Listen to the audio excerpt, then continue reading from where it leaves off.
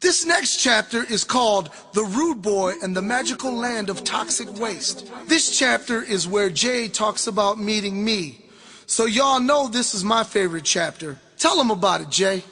Alright, Rudy. During our late teens, Joey and I used to take the bus downtown whenever a wrestling show came around.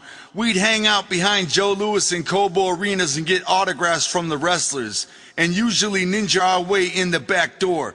We never paid for a ticket, not once that I can recall. Between the WWF and WCW shows every 2 weeks, we'd be downtown a lot. That was the shit.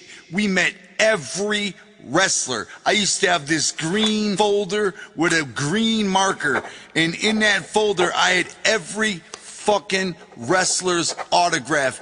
Everybody except for two, Hulk Hogan and Andre the Giant, because Hogan and Andre used to pull their limo right into the arena. Those are the only two ninjas who I never got their autograph, and it sucks because I would have loved to have met Andre. I would have fucking loved to have shake his big fucking catcher's mitt hand, but I never got my chance. Damn. Besides us, there was always this other kid out there getting autographs too. His name was Rudy, but he always wanted people to address him as the Rude Boy.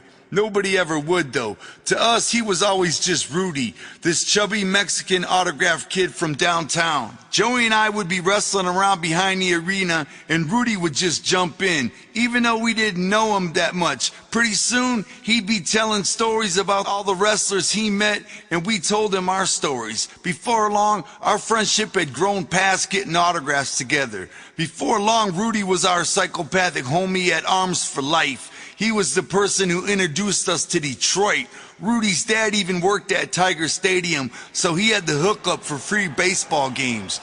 Sometimes we would get together, dress ourselves up like bums, and take the bus downtown via Woodward Ave and beg for spare change all day. We just wanted to see what it was like to be a real homeless person. Shit, we'd make about 17 bucks a day, just enough for a bus ride home and an order of pizza that night. Them days were the shit. You wouldn't believe how scared them people were of us. Some people would even set the money on the ground so they wouldn't have to hand it to us. Sometimes we would get into fake fights with each other over the money they would give us. People would start running and screaming. That shit was hella fresh, a hella dope experience. Little did we know back then, however, that 99% of the other homeless people downtown were fakes too, just like us. They do that shit for their job and then go home and watch color TV in their fucking silk slippers. With no time at all, Rudy was wrestling in the NAW with us. His wrestling name was, yep, you guessed it, the Rude Boy. His mom never had a car, so we'd have to talk my mom into driving all the way to his house to get him. Rude Boy lived in River Rouge, a poor-ass area of downriver, near where my sister used to live. It was a journey from where we lived. My brother and I tried to walk there once. We left at 9 in the morning and didn't get there till midnight. According to the mile reader thing in my mom's car, it was a 30-mile fucking walk. It was far as fuck. The next day we could barely move off the couch.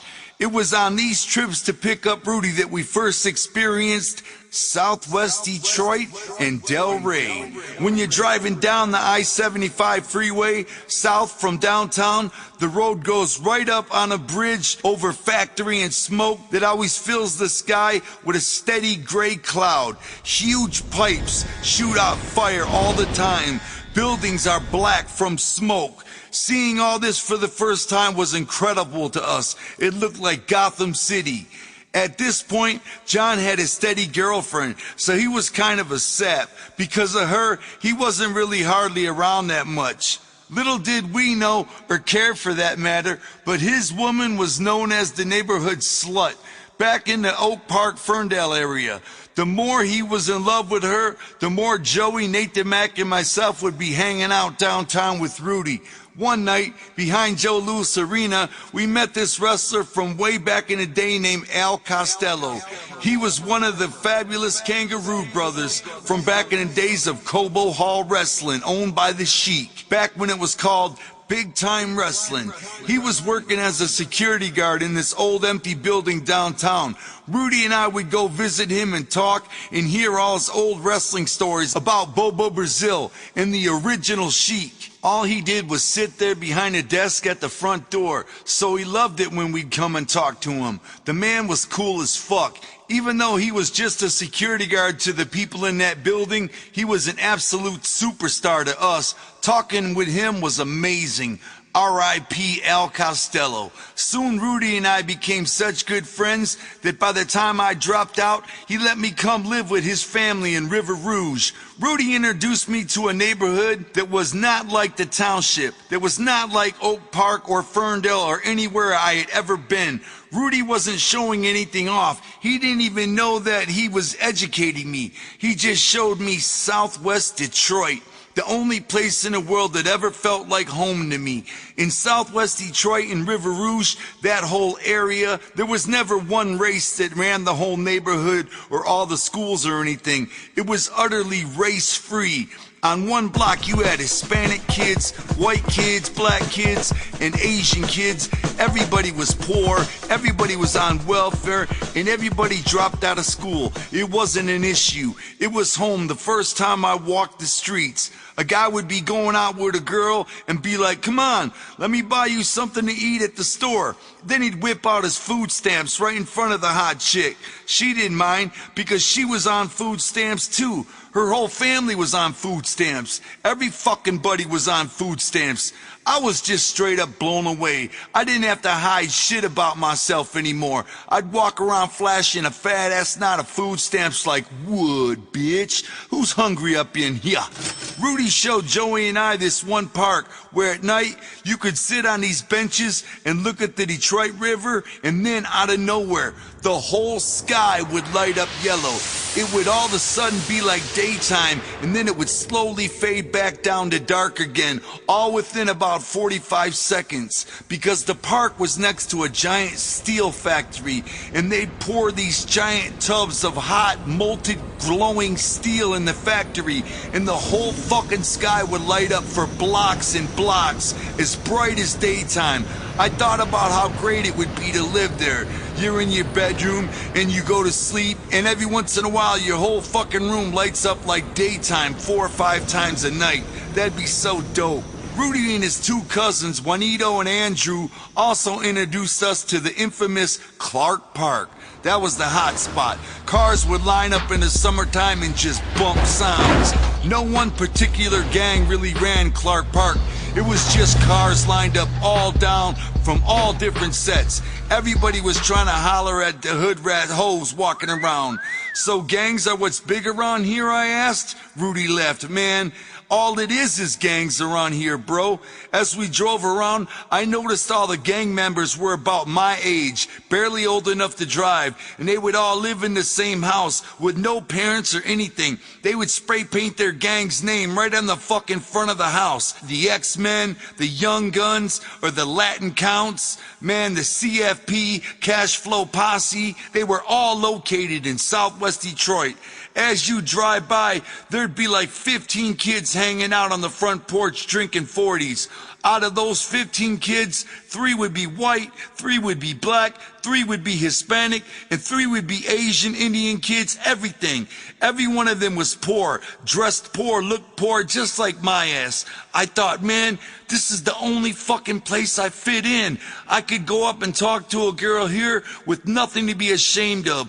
As much as I felt like I fit in around Southwest, I still felt like Rudy and his family maybe thought I was some Richie kid or something from the suburbs, because I was from the northern suburbs. Rudy had this little kid around his parents' house who he always said was his little brother, only the little kid's name was also Rudy. Of course, he was really Rudy's son, but Rudy didn't want me to know that at the time. He didn't know how I'd react. That fucking sucked, because I wouldn't have gave a fuck. I wasn't some fucking suburban asshole who would have thought anything different about Rudy having a son at such a young age. After a while, though, all that finally wore off. Soon enough, we were like brothers from the same family. The first time I took Rudy and his cousins to my mom's house, we passed a laundromat that had a big-ass fancy neon sign. They were stunned. Damn, that's a laundromat, Juanito asked. It looks like a fucking nightclub. Man, that shit hurt me. Think about it. I spent my whole life being pointed out and laughed at as the poorest kid, the scrubbiest kid, the step on a tile and you have to kiss one of the ChzBrgr kids. And all of a sudden, I was being looked at as this kid who had all these rich kid benefits. I hated that. I fucking hated that. I knew even Rudy's cousins had truly accepted me when one day that summer we were at this big street fair. It was at the Holy Redeemer Church, a huge landmark in Southwest Detroit. I was 16 and I had a car, a 72 Brown Volare. It was fucked up. My mom gave it to me so that I could find a job. I had other plans for it though. I quickly turned it into a wannabe thug ride. I actually spray painted 187 on the doors. I even had thick ass lug nuts and giant bolts stashed all over the car in case we had to throw shit at somebody, along with a ton of other weapons like bats and pipes. Anyhow, we were walking around this big street fair eating corn dogs and shit when a big ass fight suddenly broke out. Rudy and his cousins jumped in my car along with a couple of other kids that we knew from the hood. We thought everybody was gonna come back with guns, so we got the hell out of there. Trouble was, I didn't know the neighborhood that well yet. Which way should I go, I asked. You're not from here, one of the kids yelled, still excited from the fight. No, I answered, I'm from Ferndale. Where the fuck should I go? Where should I turn? The kid started to fuck with me. Man, you ain't from Southwest? Man, you ain't shit then, bitch. You need to let me drive. You're a fucking nerd. Boom! Rudy blew his grill out right there in a car. I was like, whoa, what the fuck? I stopped the car. Within seconds, Rudy and his cousins had dragged the kid out of the car and were stomping the shit out of his ass right there at the corner. Shit, I even threw it in park, jumped out and punched the kid a few times myself. From then on, I knew I was family. I was their homie, not just some kid from the suburbs. Once I was a homie, I wanted to be gangster in and throughout. The inner city posse was born. What? The inner city posse, you asked? Well, it was just really Rudy, Joey, John, Lacey, Nathan Mack, and myself, and all our new Southwest connections, but we were definitely thuggin'. Only half of us were actually from the inner city. We didn't all live in Southwest, but we claimed it as our own. The truth was, we were all losers so far in our lives, and the whole gang thing kinda gave us an excuse to be losers. At least we were cool losers, like all them ninjas sitting on their porch with the gang name on their house. They seemed like they had a job. They were gangsters. That was their job. They wanted everybody to know it too. They had a role in life to fill. They were part of a scene. Inner City Posse was our own attempt to be part of a scene. We wanted to matter for the first time in our lives. We did horrible things, y'all. I gotta keep it real. At that age, our brains were still growing because we weren't thinking right. The shit I did in the township was like nursery school compared to the straight up criminal shit we were getting into. There were these hookers who used to hang out in front of this motorcycle club called the Iron Coffins, and we'd call them over to our car like we were gonna pick them up. Right when they'd lean over into the window, we'd whip bricks at their faces like, bitch, get the hell out of here. We would leave them laying on the fucking corner. I can't believe we actually did that shit now. Then we'd go back to Birmingham, our old stomping grounds from our caddying days. Birmingham is a rich suburb that the church my mom worked at was in. Birmingham really was richy shit, and we used to get into a lot of beatdowns in Birmingham because we loved stomping rich kids for some reason. Only now, we really were stomping ass. My mom still worked at that church in Birmingham as a janitor. On her days off, she worked at Birmingham cleaning people's houses for extra money. I fucking hated that. She never gave me her work numbers because she knew I wanted to kill the people she worked for. I couldn't deal with the idea that my mother was cleaning some other family's fucking toilets. Plus, I had this new Southwest Detroit gangster mentality that only added fuel to the fire that had already been burning within me for years. Sometimes in Southwest Detroit, I was looked at as a rich kid. And man, the truth was, I fucking hated the rich. We were always dirt fucking poor, and being looked at as a rich kid fucking hurt my insides. It fucking drove me crazy. I hated the rich. The rich were the golfers I worked for. The rich were the people that had my mom scrubbing their toilets. The rich were the ones that would lock their fucking cars when we came walking by on the corner. I fucking hated the rich. We would actually drive around Birmingham and just beat the shit out of rich kids. I'm serious. We would all duck down and pull up to some kid. He'd be like, "What are you looking at?" And we'd all just hop out of the car and beat him the fuck down.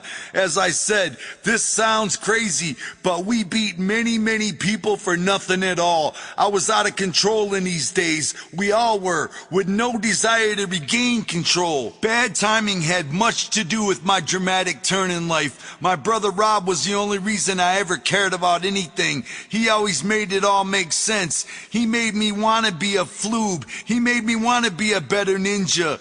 He is what made being a floob so special. He was the reason being poor was something to be proud of for us. He was my leader. Everybody in the world dissed us and looked down upon the Bruce brothers, but with Rob at my side as my other half, I was happy as hell to be the other Bruce brother.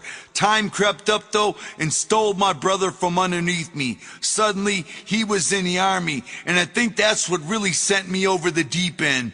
As I mentioned before, with my mom having so much trouble raising my sister, Rob and I basically raised each other. Only now, Rob was gone. He was always my anchor. Without him, I was lost, y'all. There was no more Bruce brothers and no more floobs to hide behind every time life seemed shitty. It was just me on the streets around in Oak Park, Ferndale, and Southwest Detroit. Just me in the streets. I was alone and pissed off for the first time in my life. Not about Rob being gone. I was happy for him. I was happy he was in the army doing something fresh. Him being gone just opened a lot of bad windows and doors in my life though. I wasn't blind to the bad shit anymore. I could see it all, and I had to deal with it all alone. For the first time, I was pissed about the bad breaks my family always got. I hated that my mom had to work so hard all the fucking time.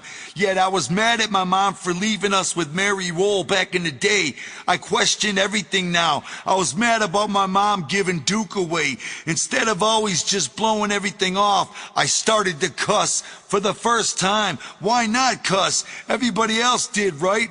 Rob doesn't, but there is no Rob around me anymore to make not cussing cool. I fell off hard with no net. I was mad at everything. I never got into drugs, thank God, but that's just because my friends weren't into them. Some of my friends weren't into them, at least. I was lost enough to try anything.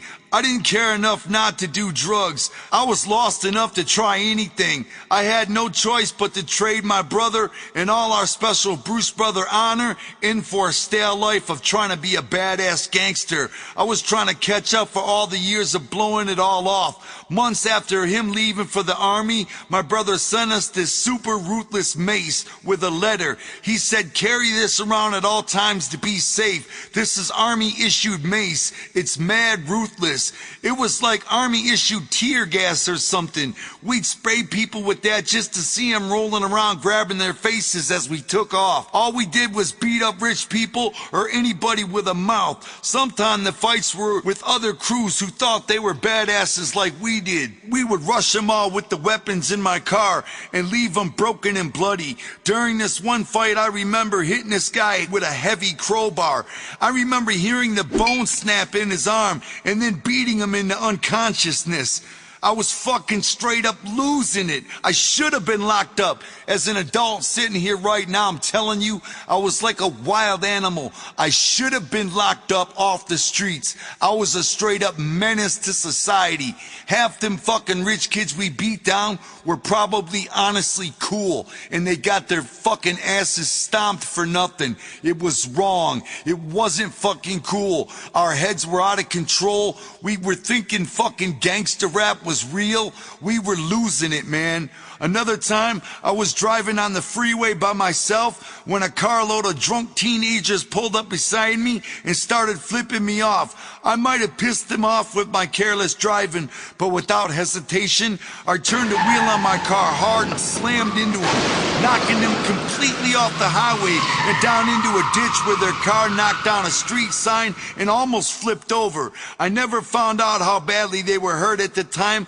I could care less. Truth is, I doubt they were hurt, but I know they were fucked up and their pride was seriously injured.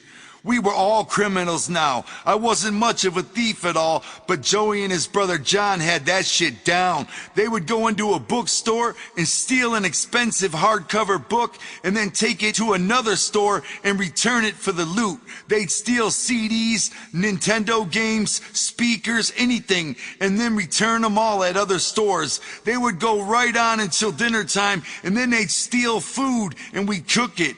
Bottom line was, we were seeing the benefits from being a gang straight up. At the same time, these were our most impressionable years, and not much of anything positive was going on. One very good and very positive thing that did happen back then, however, that I'll never ever forget, was I got my very first shot of some actual Nedding. Yep, I lost my virginity. While most American boys lose their virginity at around 14 or 15 years old, it took a scrub like me till I was almost 18. We met these hoes at a party store in Ferndale, and they were fucking hoes. That's exactly what they were. Straight up equivalent of us, scrubs, broke ass fucking welfare chicks. Nasty, just like us. And they lived in Hazel Park, which is the neighboring suburb of Ferndale. It was rough hanging out with those hoes over in Hazel Park back then, because we had lots of enemies around there. Anywho, we met these bitches and I started kicking it with one named Rhonda. All three of them looked like skinny-ass, dropped-out trailer park hood rats, which meant they were beauty queens to us. I liked Rhonda and she liked me. She always would tell me that my friends were all full of shit and that my forehead wasn't really that big. I really wanted to fuck her bad. I thought I was going to. I could have sworn it was in the bag, but nope, and fucking nope. Every night. I tried so hard for so long to fuck her, but she'd never let me. About 2 weeks of phone calls and hanging out with these skanks, I finally gave up. I called up Rhonda and told her that I was breaking up with her. I said, "If you love me, you'd have let me hit it by now, and you ain't letting me do shit, so I'm out of this bitch." I explained that the reason was she still hadn't let me fuck her, even though it had been like 2 fucking weeks. She was upset, but I needed some ass, so I didn't care. I never even had any Nedding yet, and I was sick of always hearing about how fresh it was from all my boys, and from Joey, who was only like 14 and tagging mad Neddins. He had already got mad skins, so that was it. I was done with Rhonda. About 3 days later, Rudy's phone was ringing. It was for me. I was like, huh? Turned out it was Rhonda, and she was drunk as hell. "You guys should come over," she said.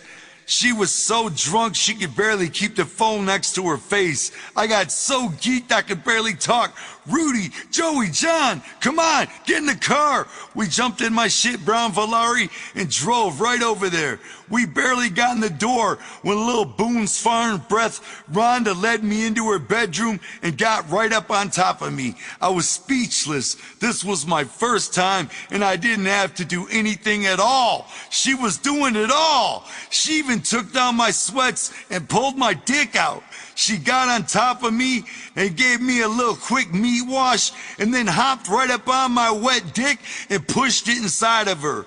I was laying there, motionless, in shock. I'm still feeling like I'm in shock. I didn't have to do nothing, thank God, because I probably would have put it in her butt on accident.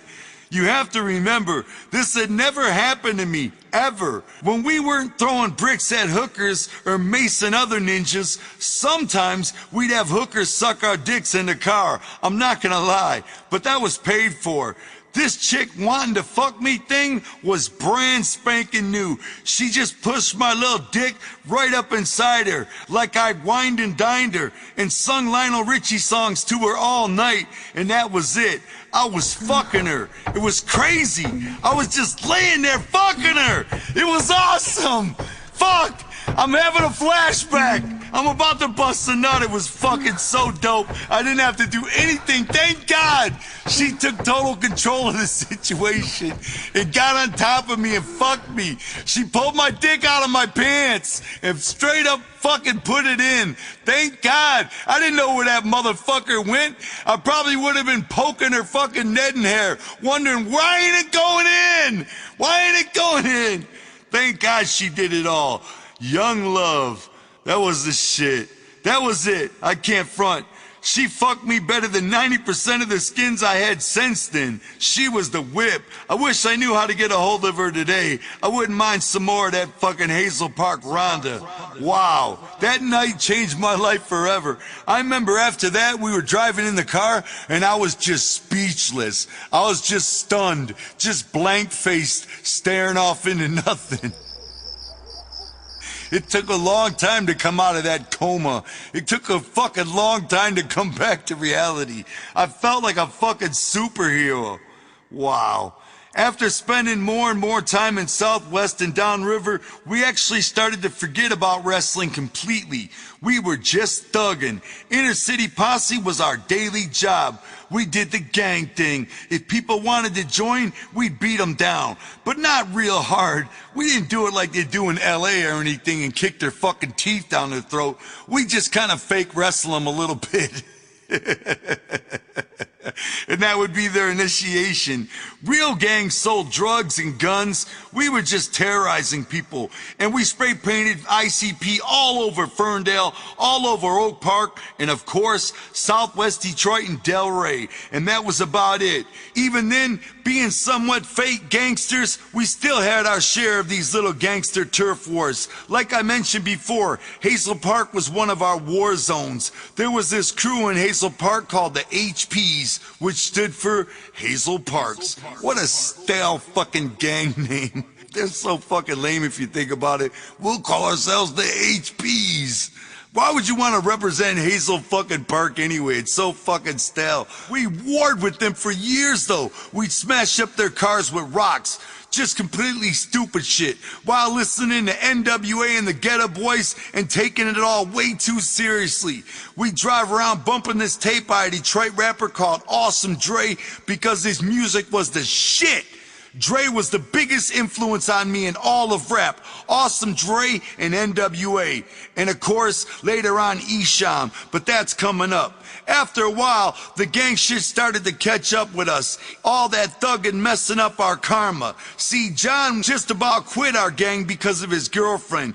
He was with this crystal bitch just about 24/7. Rudy got a serious job and he was gone at work all the time, and that made me living with him on and off at my convenience a major nuisance to his family. Pretty soon, it seemed like I was the lone ICP member still around, and the HPs knew it. They knew they couldn't find me, but they did find out where I used to live, my mom's house in Ferndale. And one night at about 11:30, my mom was off at my sister's house when it happened. The HPs came over to my mom's and smashed out all of our car windows and the fucking house windows. It finally had happened to me. The same terror we had been doing to ninjas all over the place finally came home. We got a taste of our own medicine. That fucking really sucked. I didn't have any fucking money, and my mom sure as fuck didn't have any to fix that shit. We had no choice but to turn to our rich Uncle Larry for help.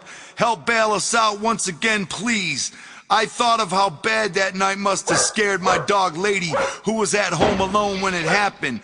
That thought alone made me want to put a bullet in them kids' heads. Joey was chilling with his bitch and stealing with his homies Nate and them every day possible. Just about everybody seemed like they were gone. The situation of my problem was a shitty one. I had no other choice. I had to skip out of town. I called my brother Rob and told him I needed to escape. Within about a week, I was on a Greyhound bus for the 3-day ride down to North Carolina. Fayetteville, that is. Rob set me up with a place to stay. Since he lived in the Army barracks at Fort Bragg, he hooked me up to live with some old Elvis-looking guy who he kinda knew from the Army. $100 a month in rent, and I got to live in the back room of this guy and his wife's trailer home in a poor-ass city called Booney Dune, a suburb of Fayetteville, just outside of Fort Bragg. My brother fronted me the first month's rent, and then it was on my ass to come up with it from then on. Booney Dune, North Carolina was now home sweet home.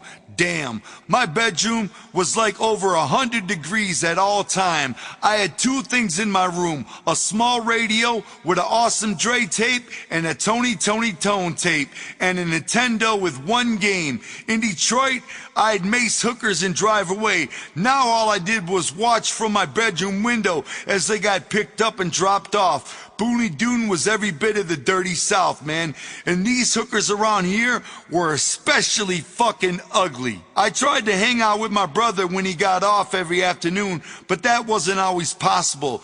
He would go on field missions for weeks at a time, and then it was just me, bored off my fucking ass in that trailer home. I remember looking at this Clint Black poster hanging on the wall in my room.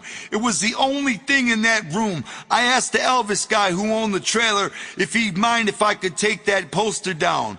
Nah, why don't you go ahead and leave it on up there, he said. Wow, that was North Carolina. My brother and I soon found out this guy was a bigot too. Him and his little 16-year-old fat wife. He started saying racist things here and there just to test us. In fact, many people in North Carolina were bigots. Racism at this level was straight up new to me. With my brother around me again, things were easy to just blow off and forget about. So I did. Before long, though, I started to adapt at Fort Bragg, and I even started to hustle again. I buzzed my hair and wore my brother's army fatigues so that I could eat in the mess hall for free. I'd eat, work out, and sometimes sleep in the barracks with my brother and his friends. I'd just walk around all of Fort Bragg dressed in army fatigues, pretending I was a soldier. I hated it in North Carolina. The whole fucking time it was hell. I figured that I'd just get a job and make a few friends and start to be okay. But I never did. As the stale time went by, I was more and more amazed and shocked at how racist the people were. The rednecks in Booney Dune would all talk shit to me just because of the shoes I was wearing. They hated anything close to black style. They were fucking crazy evil. Evil, y'all. It hurt knowing that terrible shit on TV about the South was actually true in some parts. I was straight up in one of those parts. Everywhere you looked, rebel flags. Everywhere! Rebel fucking flags. My brother and two of his homies explained all the racism to me. My brother's friends in the army were all black, but they took Rob in right away. Rob even had a black girlfriend, and they were majorly in love with each other. Rob's friends told us horrible stories about the racism they had to deal with since moving to the South. All this hatred and racist evil was crushing my brain. I was in shock that nobody ever said or did anything about it in the army.